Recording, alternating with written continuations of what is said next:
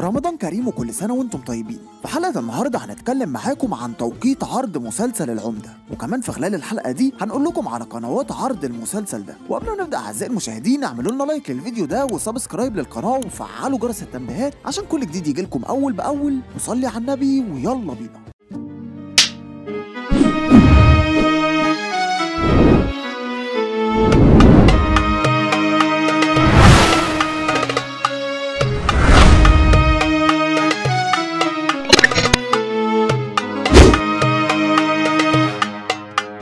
مسلسل العمدة هو هيكون من بطولة محمد رمضان، واللي بيعود بيه للدراما بعد آخر مسلسل قدمه وهو مسلسل المشوار، واللي كان في الموسم الرمضاني الماضي. ومحمد رمضان قدم أعمال فنية قدرت تحقق نسب مشاهدات عالية جدا لما اتعرضت، زي مسلسل ابن حلال ومسلسل الأسطورة ومسلسل البرنس وغيرهم من الأعمال الفنية اللي قدمها محمد رمضان وقدرت تحقق نجاح كبير جدا. محمد رمضان بقى في رمضان 2023 بيعود للدراما التلفزيونية تاني بمسلسل العمدة، والمسلسل هتدور أحداثه في إطار درامي اجتماعي حول شخصية جعفر اللي بيجسدها محمد رمضان، وهو شخص متعدد الزيجات وبيتعرض لحادث بيقلب حياته رأسا على عقب، وبيحاول إن هو يحل المشكلات اللي بتواجهه على مدار أحداث المسلسل. وهتشارك محمد رمضان في بطولة المسلسل ده زينة، واللي هتجسد شخصية عايدة، واللي هتكون الزوجة الرابعة لجعفر العمدة. وكمان هتشارك في بطولة المسلسل ده مي كساب، واللي هتجسد دور سوريا وهتكون الزوجة الأولى لجعفر العمدة في المسلسل ده. وهتشارك أيضا في بطولة المسلسل ده إيمان العاصي، واللي هتجسد دور دلال وهتكون الزوجة الثانية لجعفر العمدة في المسلسل.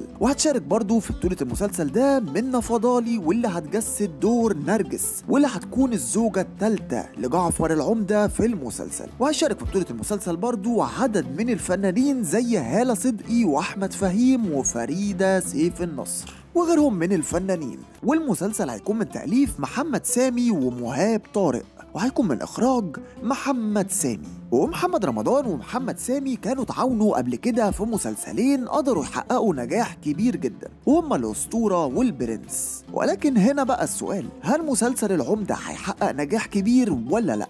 طبعا كل ده هنعرفه لما يتعرض المسلسل، ساعتها هنعرف إذا كان مسلسل العمدة جيد ولا لأ. مسلسل العمدة هيتم عرضه على قناة DMC في رمضان 2023، وده طبعا في تمام الساعة 7:30 مساء. اكتب لنا تحت في الكومنتات وقول لنا انت ايه اكتر عمل بتحبه لمحمد رمضان. وبكده تكون انتهت حلقة النهاردة، ونشوفكم على خير في حلقة جديدة، والسلام.